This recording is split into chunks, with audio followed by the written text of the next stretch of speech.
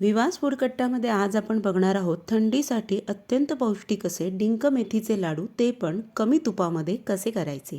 कढईमध्ये 1 चमचा तुपामध्ये अर्धा कप काजू आणि अर्धा कप बदाम थोडेसे गोल्डन रंग येईपर्यंत परतून घ्यायचे। त्यानंतर थोडं तूप घालून आपण आता डिंक फुलवून घेणार आहोत। मी 50 ग्रॅम डिंक घेतलाय, पण एकदम न घालता थोडं तूप घालून थोडा थोडा करून हा डिंक फुलवून घेणार आहे।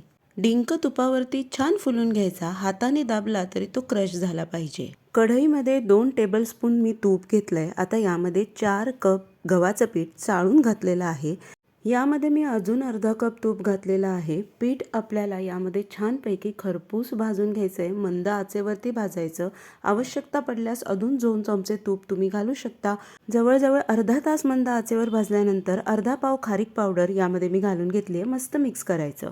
आता मिक्सरच्या भांड्यात काजू, बदाम आणि डिंक आपल्याला बारीक करून घ्यायचं आहे। भाजलेल्या पिठामध्ये हे सगळं आता छानपैकी मिक्स करून आपल्याला हे एकजीव करून घ्यायचं आहे।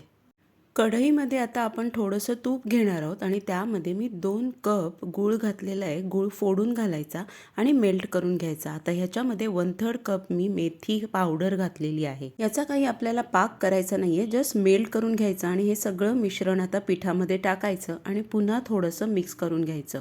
खूप कष्ट करायचे नाहीत। एका मिक्सरच्या भांड्यात आता हे घेऊन त्याच्यामध्ये 1 चमचा तूप घालून मिक्सरमध्ये हे सर्व पीठ मी फिरून घेतलेलं आहे।